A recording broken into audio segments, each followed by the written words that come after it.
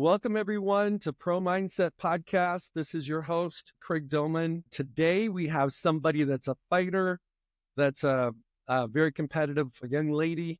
Her name is Captain Stephanie Simon. Stephanie, welcome to Pro Mindset today. Hi, thank you so much for having me. I'm excited to be here. Okay, so Steph, I call you Steph or Stephanie? Steph's good. Steph's good. Okay, so Steph is a professional boxer. She went to the Naval Academy, graduated from the Naval Academy. She's in the U.S. Marine Corps at the moment as a reserve, was active. You've had a very decorated journey through the military world and through the sports world. So why don't you share with everybody where this, and you just, a couple nights ago, you just won your second professional boxing match. Yeah. Share with everybody, what is the reason you're sitting here right now as a professional boxer? Where did this start and why do you do it? What is the, we all have to have a purpose. We have to tap into a purpose. What is your purpose in reaching people, touching people, making an impact through boxing?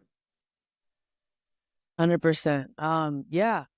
Well, I would say the first thing that came to mind when you asked that is the reason why I'm here today is because I said, okay, fine, to a future that was not what I had initially planned, which was, go back to 2010, 2011.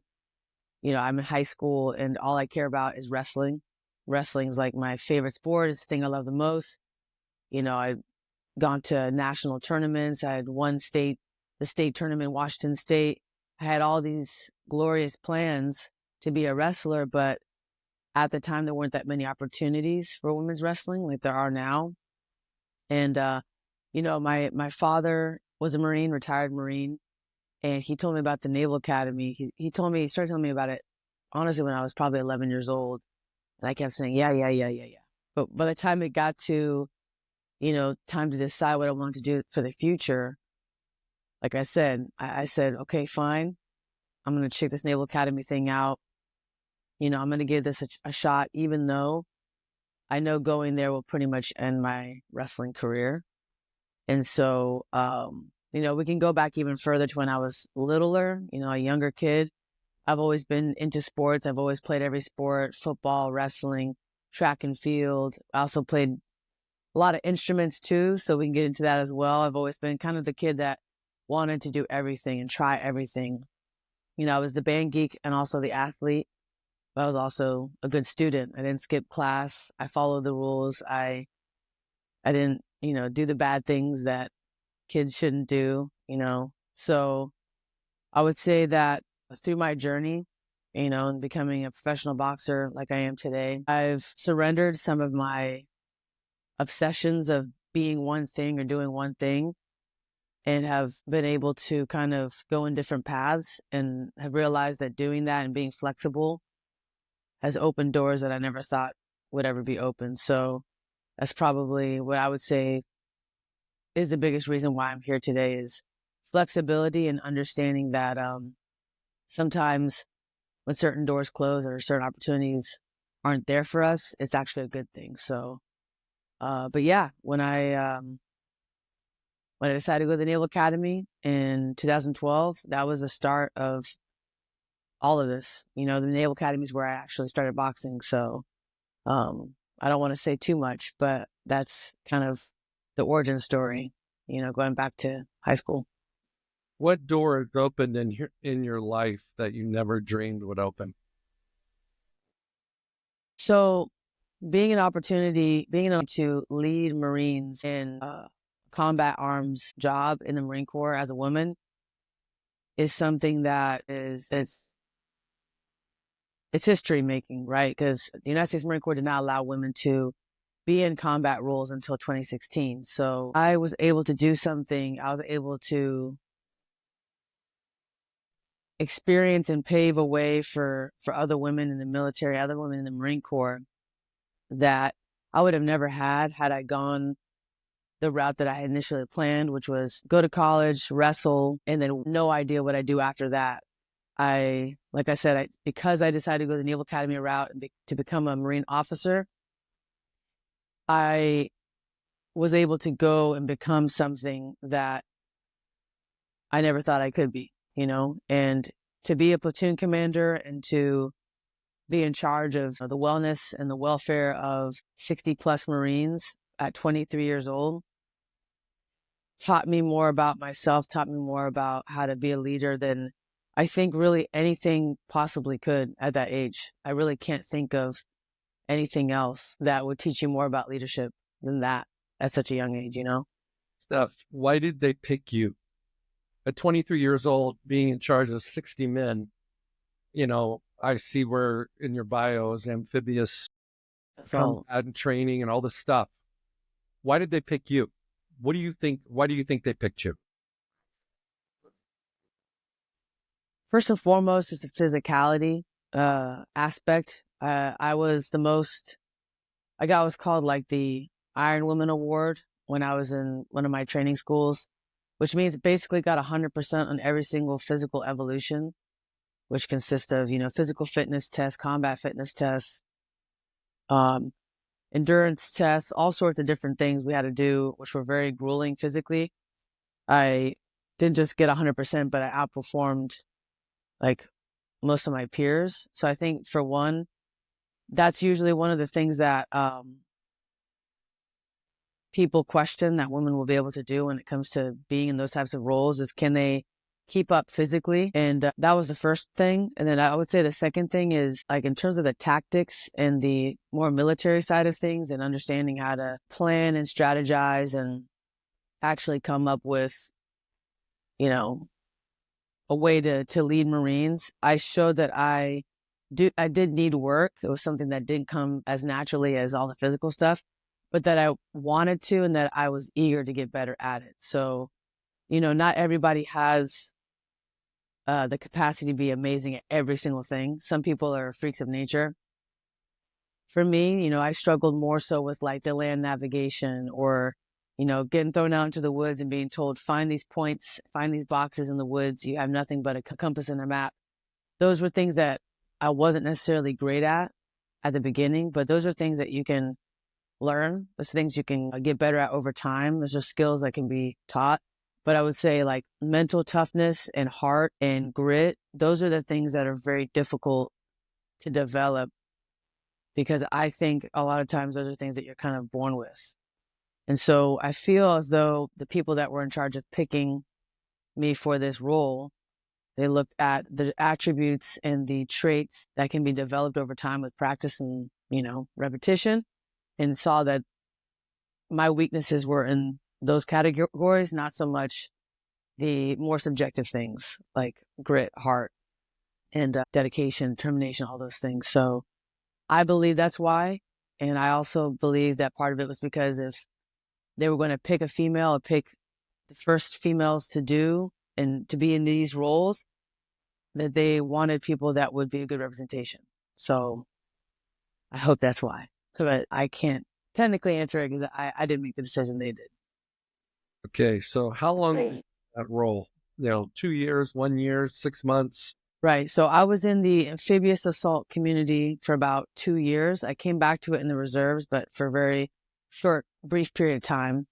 I was in the amphibious assault combat arms community for 2 years. And then the last 2 years of my active duty time, I was on the Marine Corps boxing team as the team captain.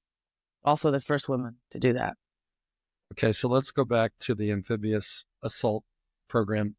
What did you learn about yourself in those 2 years?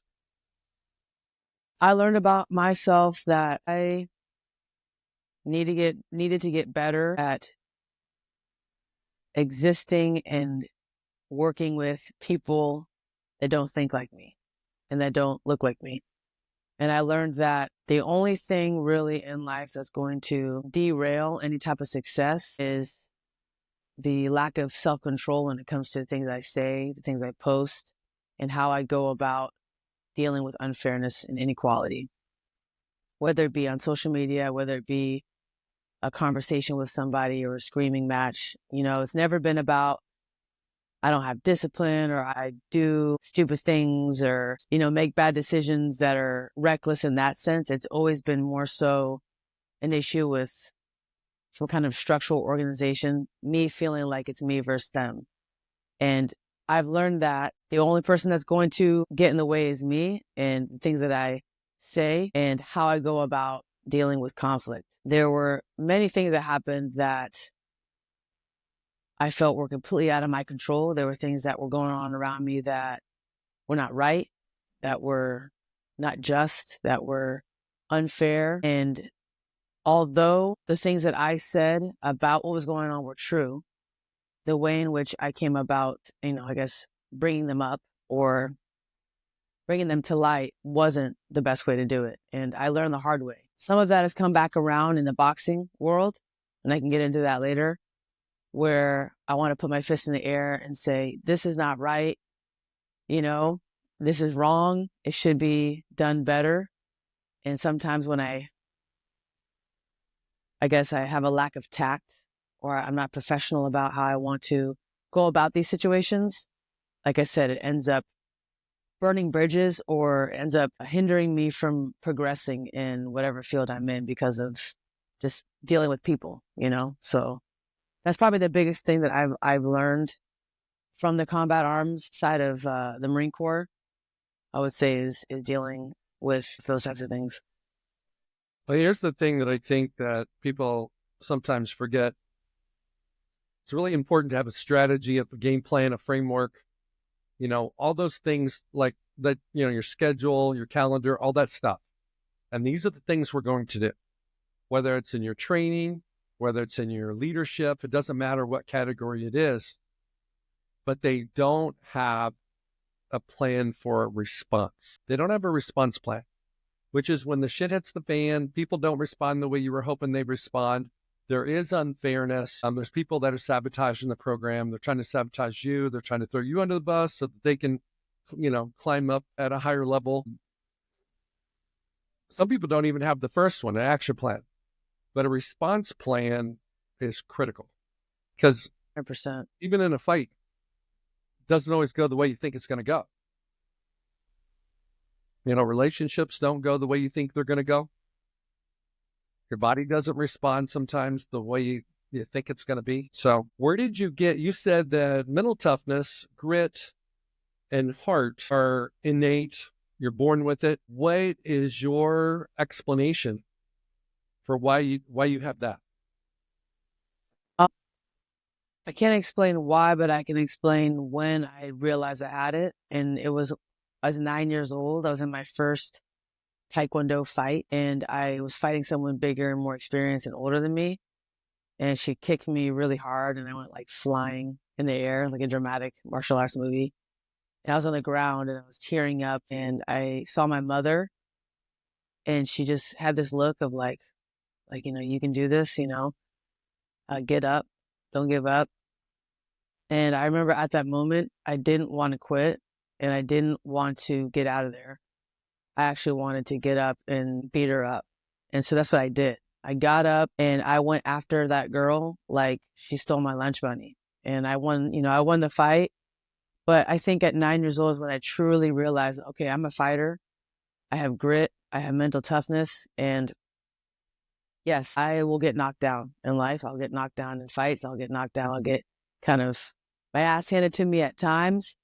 But I'm not the kind of person that's going to turn my head or shy away from a fight or run the opposite direction of adversity or run the opposite direction of struggle and chaos. I actually like chaos, and I enjoy facing my fears. And at the moment, it's not fun. 2 nights ago, it wasn't fun sitting in the back room, in the warm-up room, going through all the thoughts of all the things that could go wrong.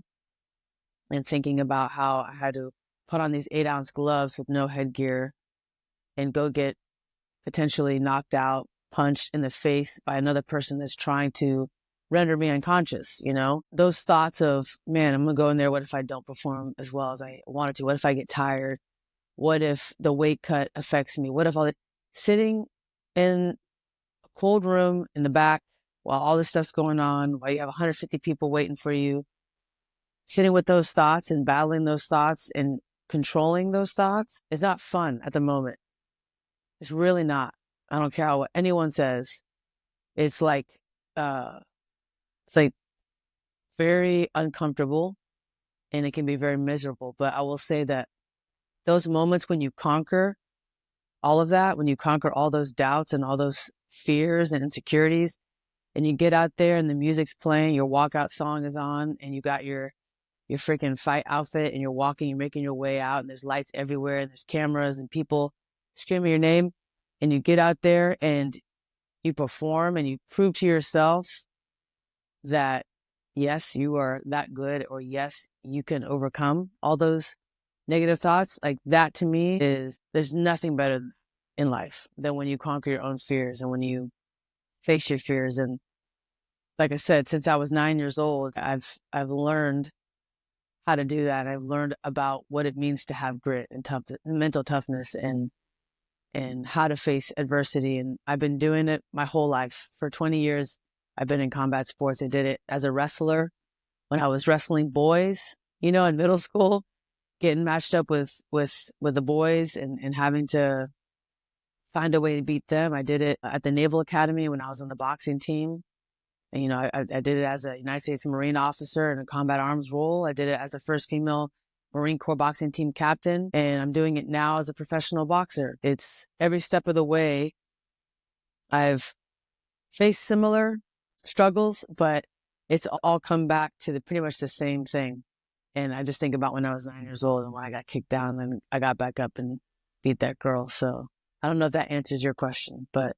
That's all good. Let me ask you this. Before the fight the other night, in the pre-fight waiting room, let's say the hour before, what was the most positive thought you had? What was it? And what was the most negative thought you had? What was your greatest fear, greatest doubt? And what was your biggest confidence? So the most positive thought was how blessed I am to have the team that I have. And holy cow, I have an opportunity to shine the divine light. And I know some people are religious, some people aren't. I'm not super religious, but I am spiritual. And I feel as though we're all here to shine a light much bigger than ourselves. We're here to do something bigger than ourselves. And we're given talents, we're given abilities that are from somewhere else that we can't quite explain. We all have something unique and special and talent, special about us that we've been put here to do and to use. So at the moment I was smiling to myself, excited that, I get to actually show it to the world, to my people. Maybe not the world yet, but I will. This is how I get to showing it to the world. I start small, in a small local promotion, a small card, in front of my friends and family. I had 150 just for me that bought tickets for me, but there were hundreds of people that were there in general. So it was a big crowd, big audience. And I would say my biggest fear was that I wasn't going to perform to my greatest ability. I wasn't afraid of losing the fight. I wasn't afraid of getting hurt. I was more so afraid of not maximizing my potential in the ring. And to me, that's kind of usually the fear that I have in fighting, is that I don't perform to my greatest abilities. Yeah, so that's kind of more the positive, more the negative. And what was the third one? That was it right there. Yeah. Positive and negative. Yeah. So here's my perspective on that.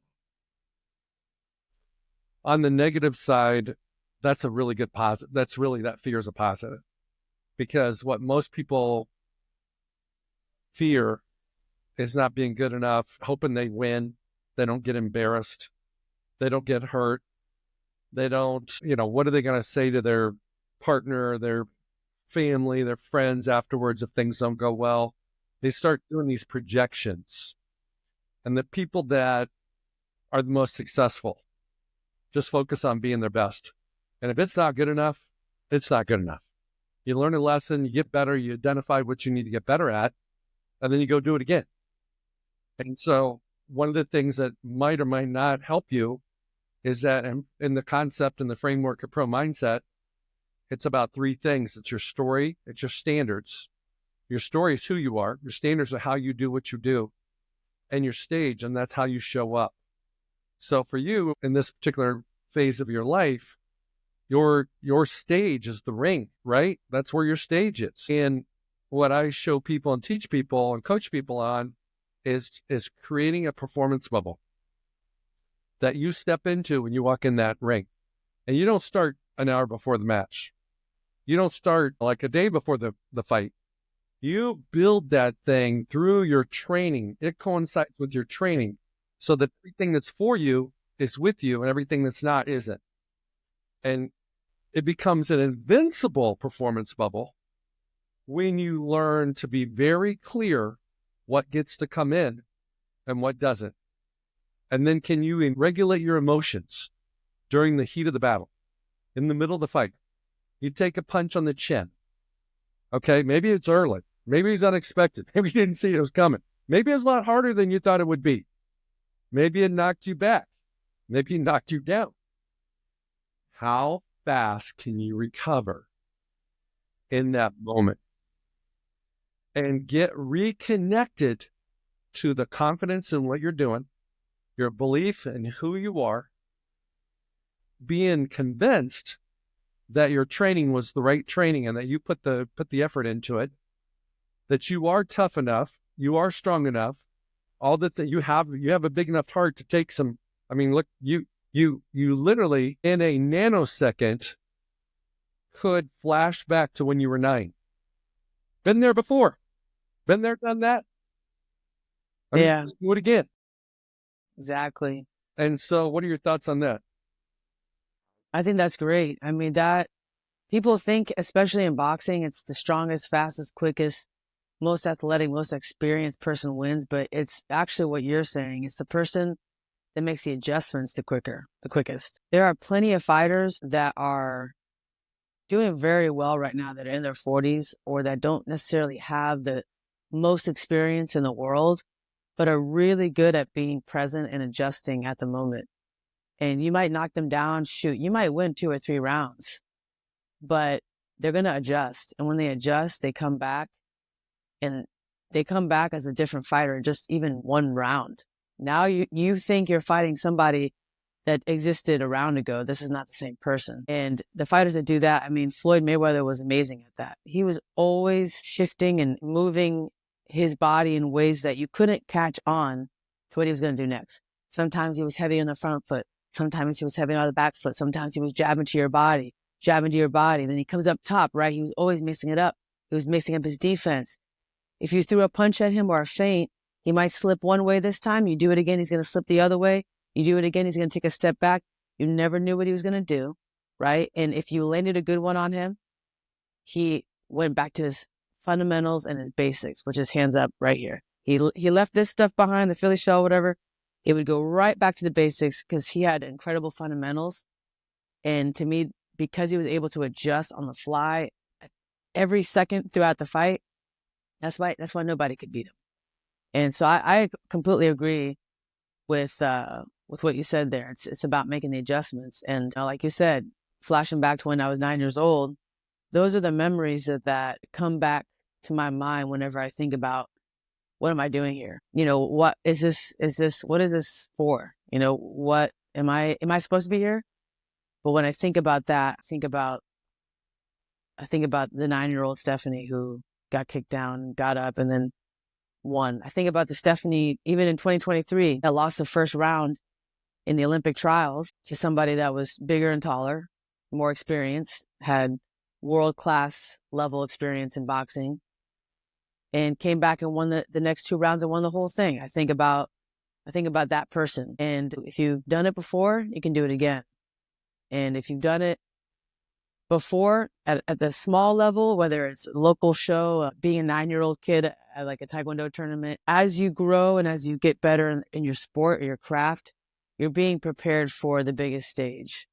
And I think once a fighter or an athlete or anybody really realizes that they're just being prepared for the big stage or for that big moment or for that opportunity later down the road, I think sometimes it does relieve some of that stress or that anxiety of, I'm not good enough, or what if this or what if that. When you can tell and see that this is all part of the story and the journey, and that this is where you're supposed to be, you're in the right place at the right time, then it almost brings, for me personally, brings me peace to know that.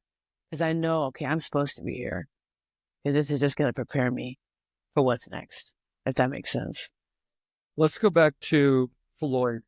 And I'm not an avid boxing aficionado, so I haven't watched all these fights. I love sports, and I love all sports. And I know that when you walk in the ring, there's got to be some adrenaline going on because it's you versus one other person. But my question is, how do you develop your toolbox, so to speak, so that you can be like Floyd? So it doesn't matter what the situation is, you're keeping the other person off balance.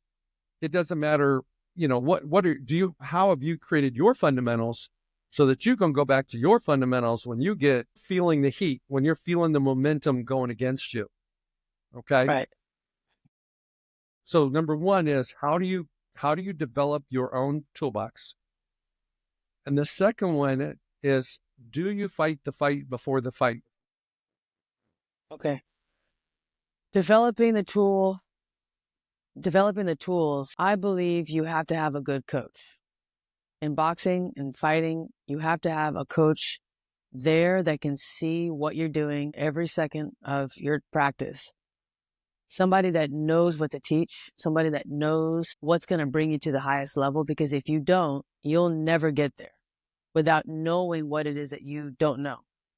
I didn't know what I didn't know till I got out here to Southern California and started meeting people, being around fighters from all over the world. I mean, literally all over the world, who are at a completely different level than anything I had trained with or had seen up until this point. I've been working with a trainer that has taught me things that I go, oh, that's why he does that, or that's why she does that in the ring, in the fight. When you have somebody that can start to open your eyes and that can teach you in a way to where now when you watch fights, you're seeing in the matrix, you're seeing things that you didn't even understand before, then you can start to become great. But if you are just trying to do it on your own and you're trying to translate things and figure it all out, which it is possible. Some people are able to do that. But I believe it's very difficult to grow and to get better at skills or to learn skills that you're not familiar with if you're trying to do it on your own. So for one, I have a trainer that first starts off by teaching it to me on the pads, right? Teaching it to me without pads first, just shadow boxing. Then we graduate to the pad work. He breaks it down. Okay, this time you're going to slip, take a step back. This time you're going to catch a slip. This time you're going to feint. He kind of shows you, tells you what to do, explains why he's teaching you that and when to use it, how to use it, why you're using it, right? And as we get more familiar with the structure of how he likes to teach boxing, then we apply it to sparring.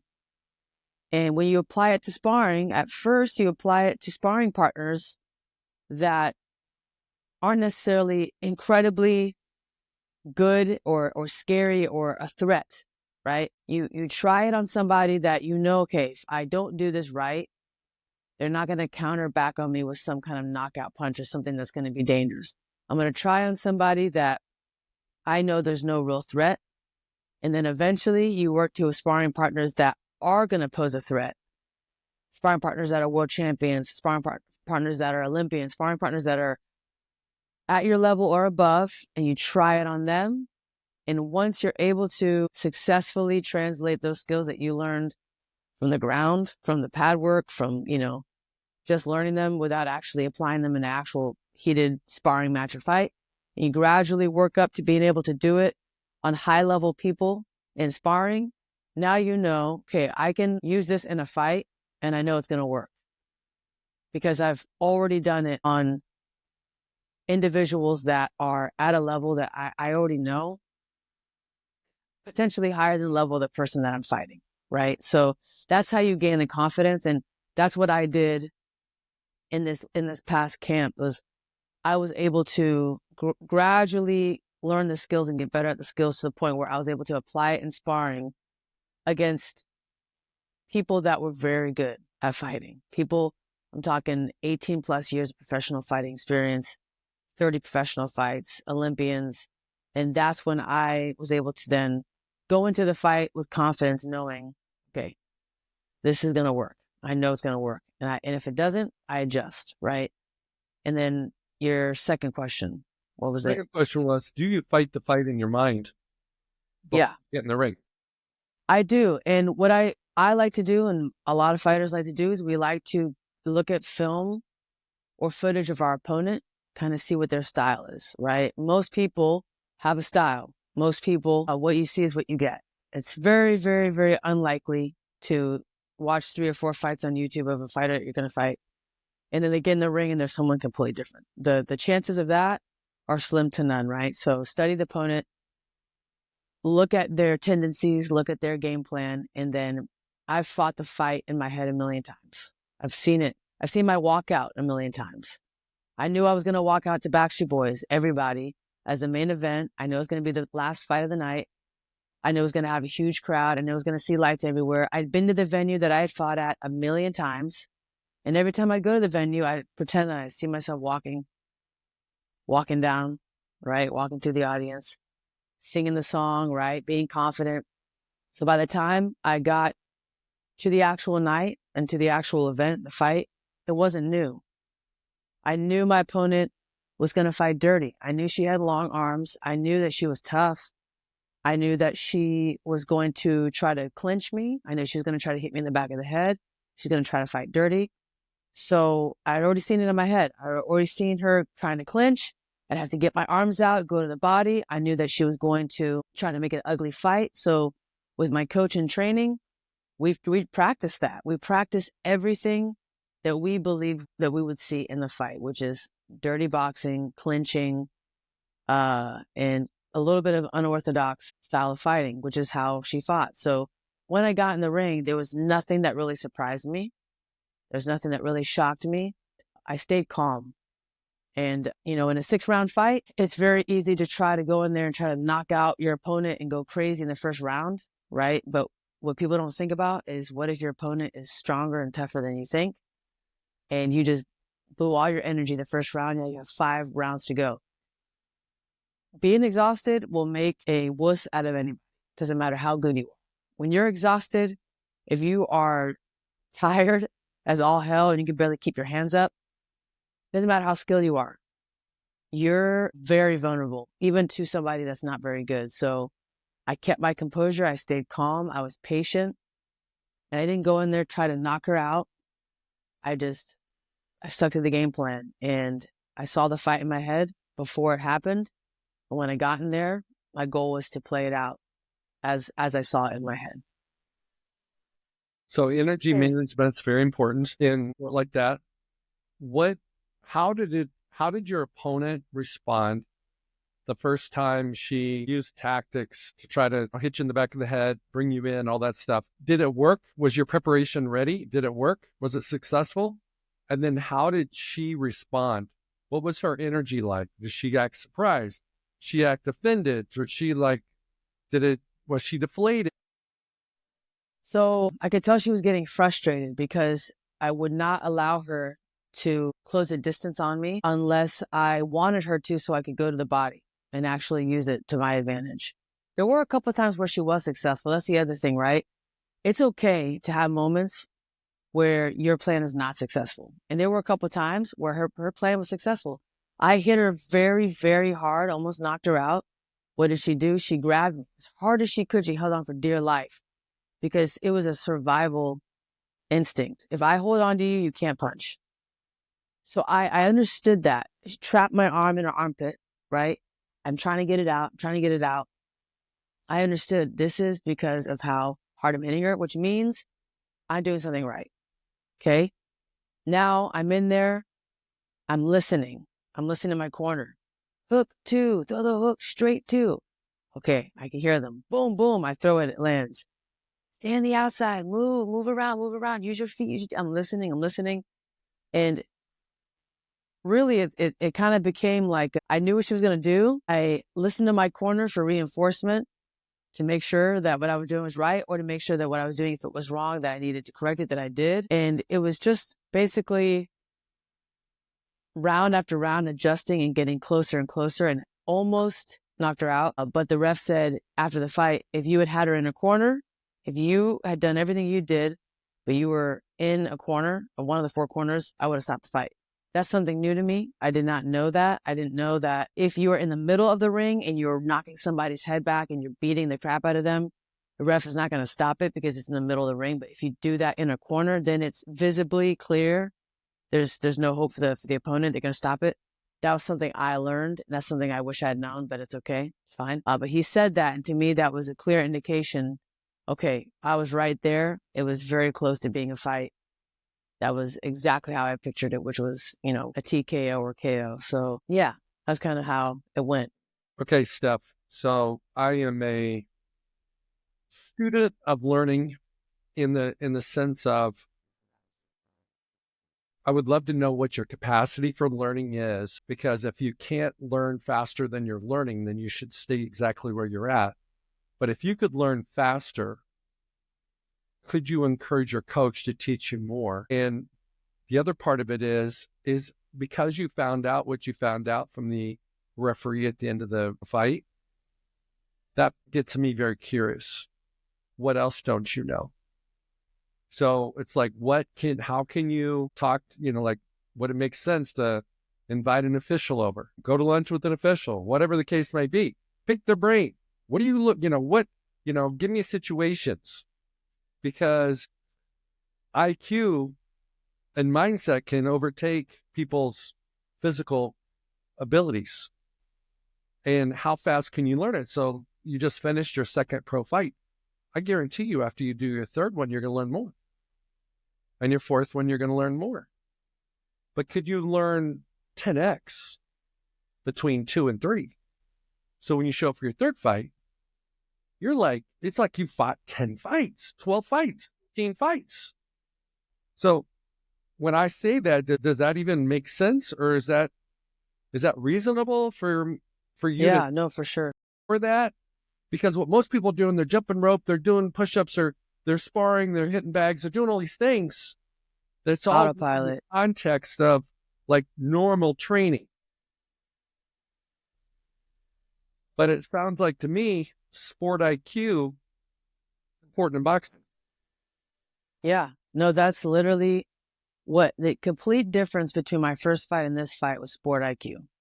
My first fight, I remember thinking to myself, what am I freaking doing here? I was dancing around. I was trying to be flashy. I was trying to dance a little too much. And I wasn't sitting on punches. And I also had there was moments in the fight where I was like, this is boring. This is stupid. This fight, I was so engaged. I wanted more time on the clock. I wanted more time on the clock. I had tapped into another level and mindset and another version of myself, a better version of myself in the ring where I could see and hear and think. And I would say, taking a few steps back, that's the biggest difference between amateur boxing and pro boxing.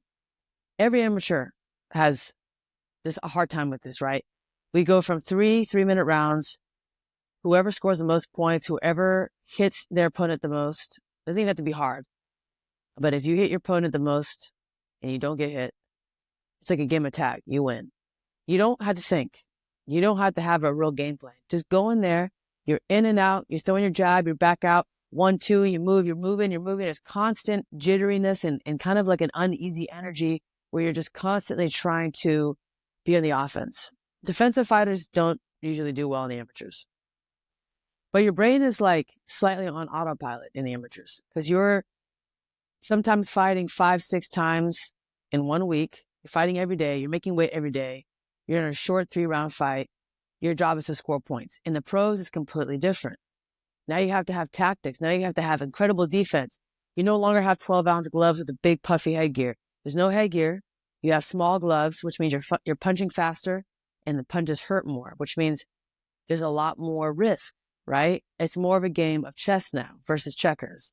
So tapping into that as a pro fighter, you learn a lot in the very beginning. Like you said 10x, right? I feel like I'm learning 10x. because I already feel a huge difference between my first and second fight, like massive difference. Even in the corner, I felt less tired after 6 rounds sitting in the corner than I did with 4 rounds, and probably doing more cardio, like harder cardio workouts. It's the energy management on this fight was night and day. It was just completely different. I was calm. I was thinking. I was using my mind. I was using IQ. So I do think it's possible for me to even do that again for my third fight. There's already things I'm thinking about doing. I'm already strategizing right now as we speak, like thinking of what I'm going to do differently in my camp. Get back to my coach this week. We'll talk about it. We'll go through the things that I feel I could have done better. He knows, he has his opinions. Obviously, he's my coach, but I have things that I want to work on too. And then I would say, what was the second part? You said you had a second part of that question. It's all good. It's all good. My brain's on something else. Okay. I'm gonna be your coach, and you didn't ask me to be, but I'm just gonna be your coach. All right, coach. I'm gonna ask you to go through every round of your 6-round fight and journal what you did. So that's the action. And then journal what you were thinking in that moment. Okay? Because even if you just did 1 round and you were so detailed, this is what my corner told me. This is what I was thinking. This is how I executed it. Let's say you executed on a level of 1 to 10 on an 8. Wasn't perfect, but it was dang good. But what were you thinking? And then the next column over here, the last column, it's almost like an Excel spreadsheet. The last column is, what should you have been thinking? Maybe you were thinking exactly what you should have been. Maybe you did think what you should have been thinking. Or maybe in that moment, you should have been thinking something different. And then maybe even another column is, how did you respond? How did you, like in the first round, let's say there was like 6 adversities. 6 things that you're just like, oh shit. Well, if you're really good in those areas, that's when you get the biggest improvement. Because it's no different than football or basketball or track or golf or any sport. You got your game plan. Sometimes your game plan works. The adjustments are where the geniuses show up. It's when your game plan doesn't work and you make an adjustment in the moment, in between rounds, in between punches, that makes people great. So my encouragement is to almost take a magnifying glass to your fight, that your coach won't even go that deep. And I don't know your coach. Your coach must be amazing, but your coach is not going to go that deep. Go deeper than your coach, because the better questions you ask your coach, the better your coach can help you. Yeah, that's great. I definitely did not do that my last fight. So this fight, I think I can recall exactly what I was thinking, thinking about wrapping. Because I remember there was a time where I was thinking of doing something, but my corner at that moment I was thinking of, it was telling me to do something else. That's a perfect example of something I'd want to sit down and talk to my coach about. So what do you do? What do you do? Do you write it down? Yourself more, or do you trust your coaches more when there's a conflict in your head? Because when a fighter has a conflict in his or her head, that's when you're going to get punched in the mouth. Because you're going to hesitate, you're going to respond, your reaction time is going to be slower. So at the end of the day, you were probably on the same page with your coaches, let's just say 90% of the time, just to make up a number. I'm cool with the 90. I want to know about the 10. That can make or break a fight. There. And how do you, close one. How do you in your head deal with that first thought, which is, I'm going to do what I'm going to do. And this is all happening lightning fast. I mean, all within a nanosecond. I'm going to do what I'm going to do. I don't care what coach says. And you got that conflict, and then your little pocket voice says, Steph, you got to do what coach said. Well, now you're done. The time's gone. Time's gone. It's like you missed it, or you did it poorly, or you took one that you shouldn't have took. So I think that's part of creating that invincible performance bubble, where when there's a not a miscommunication, conflict of communication. He trained you a certain way. You show up in the heat of the moment and your brain's on doing it the way he taught you for the last 6 weeks or whatever it's been, but he's telling you something different. Yeah, that's big. That's huge. Definitely something. Yeah, I want to talk. I definitely want to talk about that, because there was a couple moments there where my mind was like, try this, do it. And I watched a little bit of the film of what the fight looked like. And I saw the moments of where I tried to do what my mind was telling me, but I didn't do it the way I was trying to, which is another thing to think about too, right? Is what does it mean if you were attempting something and you think you're doing it right, but when you watch the tape, you're actually not doing it right, or you're not doing it quite enough to the point where it's going to be effective. Like my hook, right? I was trying to do a quick 1-2 hook. I sacrificed the power for the speed. In my mind, I was thinking quick. And so I was throwing it quick. Ba, ba, ba. It was landing, but it wasn't as effective had I slowed it down a little tiny bit and actually sat on the punch the way I do in actual training, where, my coach trains me to really pull back on the punch and hit with full power. And I know, looking back at the fight, had I done it at the moment, yes, that was the right combination. But the way how I threw it and the technique of how I threw it, I thought speed was more important than power, when really I should have just stuck with the technique that I've been training, which is more so speed in the first 2 punches, power on that last punch, on that hook. So definitely things that have to discuss with the coach. So I appreciate that. That's very... Well, self-scouting is yeah. evaluation. So just what you described, you've already learned something right there. Right. What I heard you say was, coach taught me a certain way in training. I did it in training, but I changed it in the fight. And there's things that you should change in the fight, and there's other things you shouldn't. And the wisdom 100%. of knowing the difference. Right? Yeah, no, absolutely. Here's the other thing I would do is, our memories are very interesting. They only remember things that have an emotional connection. So when you were 9 years old and you came back and you had that, aha moment with your mom and yourself, and then you got the results that you were hoping for against your opponent, that's stuck in your mind because you felt like a champion. You felt like a winner. All these positive emotional feelings and thoughts that you had. Otherwise, you wouldn't even remember that fight. There were other fights when you were 9 you can't remember. For sure. Right? And so what you got to look at is, in this second pro fight, what is emotionally charged to you and what do you remember? And you almost write it down. Like, this is what I remember of the fight. Then go back and watch the video, because there was a lot more. And see that, and then just understand where's your emotional connection. The more you understand yourself, the better fighter you're going to be. And I would also, you're probably going to have a fight number 3 at some point in time in the near future. For sure. May, hopefully. Okay.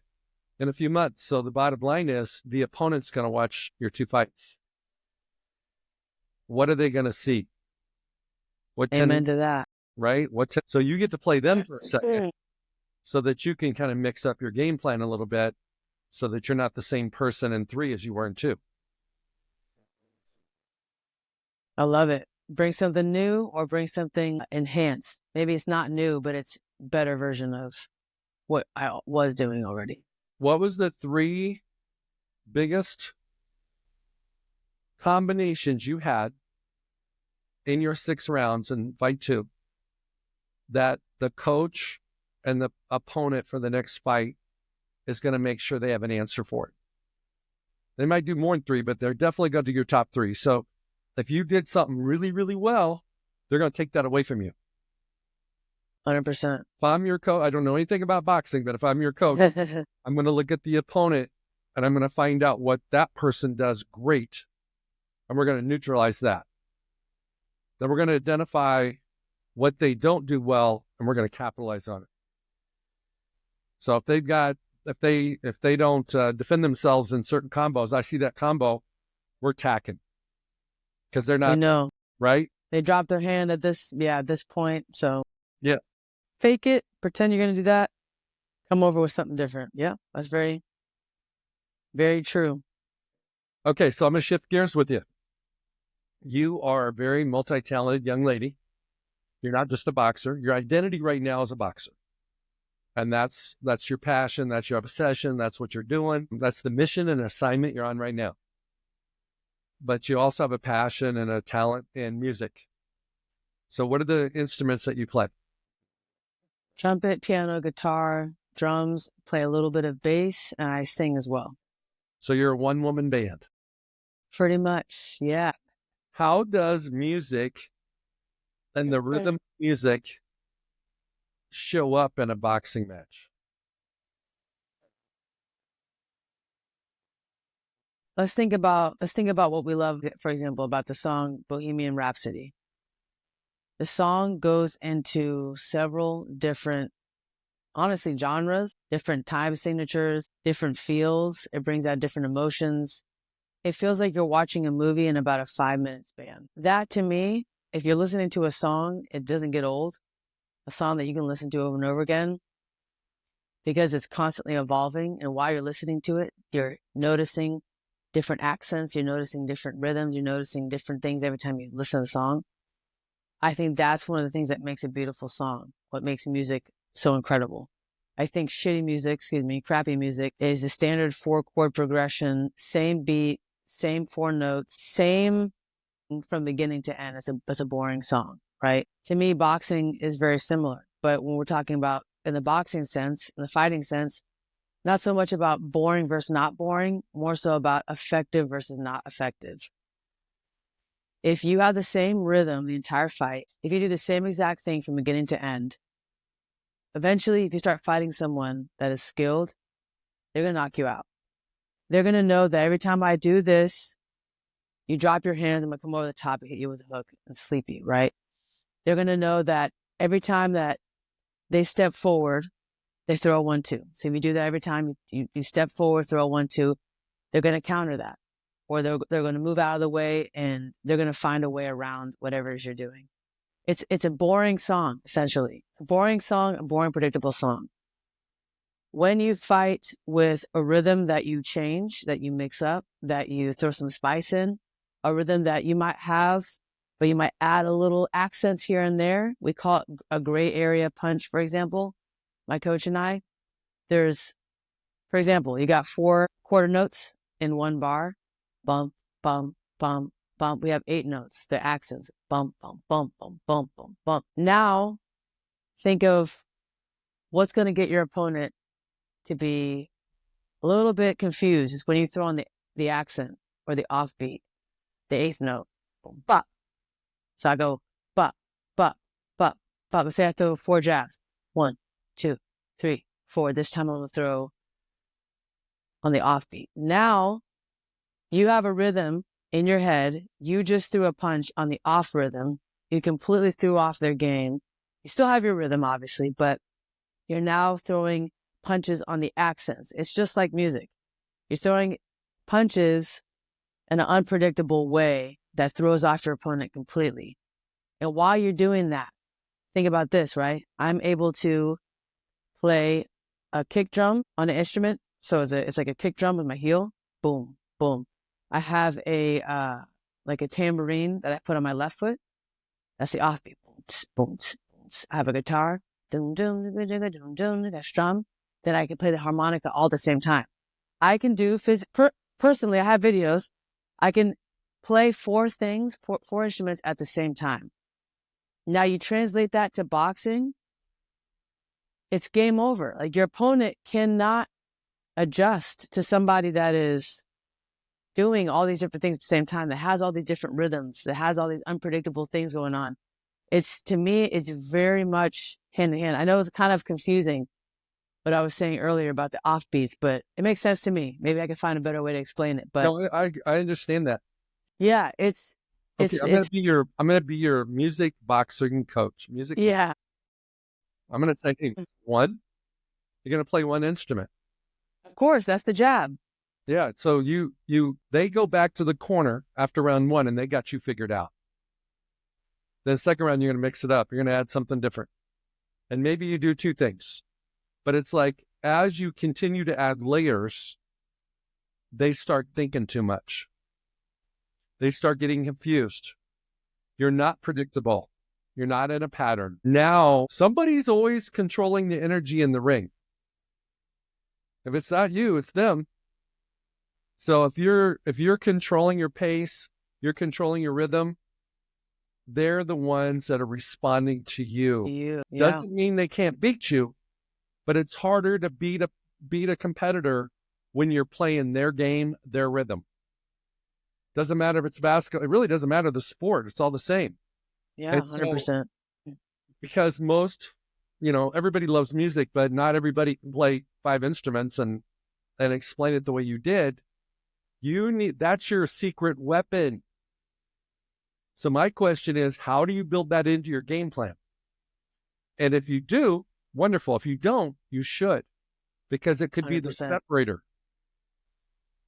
And there may be times where you need to explain to your coach, hey, this is why I'm doing what I'm doing. And then he may turn around and tell you, well, if that's what you want to do, then this is where you do it, so that you're getting him. So one of the things I truly believe with players, with athletes, you got to be coachable. 100%. But sometimes you have to coach your coaches. And you got to tell them what you're thinking, what you're feeling, why you're doing what you're doing, because the more they understand you, the better they can coach you. And so it's no, like the military is very yes, sir, no, sir.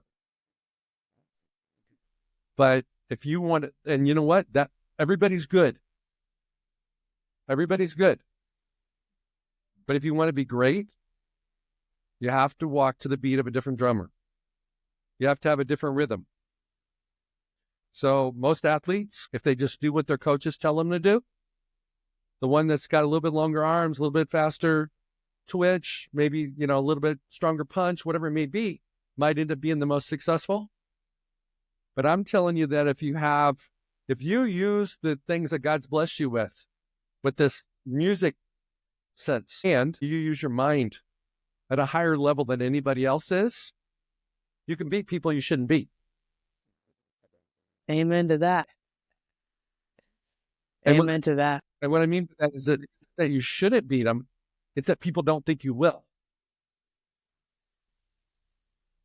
Oh, you're not ready for that one yet. Oh, you got to be careful about stepping in the ring against that person. Well, if you use the gifts that you have and you do that extensive learning so that you can increase your sport IQ, I don't know who the number one person in the world is, but there's no reason why you couldn't be the number one person in the world. I like the sound of that. And I believe that. I do. And I appreciate that, because not always had the best understanding of how to integrate the music into it. But I think just what you said, adding the layers, that's essentially what I do in my loop pedal. As I first start off with the beat, then I add some chords, then I add the hi-hat. You add layers, just like you're saying, in your fights. You don't give it all at once. You don't go in there doing all 12 different layers at once. Start off with a jab. You start to add in the two, the cross here and there. Then you throw in the hook. Then you add in some body shots. So you grow on it. Like you said, you out-cycle and you confuse your opponent because they don't know what's coming next. And every round, they've adjusted to an old version of you that was existing last round. Absolutely. I love that. Mental notes. Yeah, I want to thank you for being on Pro Mindset today and looking at our time. That time flew. Sure did. I want to wish you nothing but the best in your boxing career and in your life in general. Is there anything that you would like to share before we shut it down? Yeah, I mean, I was just end with, hey, whoever's listening, whoever's watching, keep going. You'll thank yourself later. Just keep going. You know, when you want to quit, when you want to give up, or you feel like, oh, what's the point? That's usually when you're one step from the greatest moment ever. It's like you're right there. It's when you're really struggling or we're really going through it. That's usually right before a big breakthrough moment. So keep going and you'll thank yourself later. If somebody wants to check you out, track you down, watch a fight, those type of things, where can they find you? Instagram is Steph Simon Boxing. I have a YouTube channel, Stephanie Simon 123. Those are my main two. I'm on Facebook here and there under Stephanie Simon, but not so much. I have TikTok, but again, it's not really where I put all my information out on boxing and stuff. But Instagram is usually where I have most of my news and information on upcoming fights. So tune in, help support, like, share, all that good stuff. And yeah, hopefully fighting again in a few more months. So let's go. Captain Stephanie, thank you much for being on today. Thank you so much for having me. All right. Good. Hey, it's Craig Domann, the host of Pro Mindset Podcast. I want to thank you for listening or watching today's show. And you can catch us every week on the normal social media platforms like YouTube, Facebook, Instagram, and all the listening podcast platforms. I hope you enjoyed today's show. And more importantly, I hope you gained a pro mindset insight. Please be sure to rate and review Pro Mindset Podcast. And I look forward to catching up with you on our next show.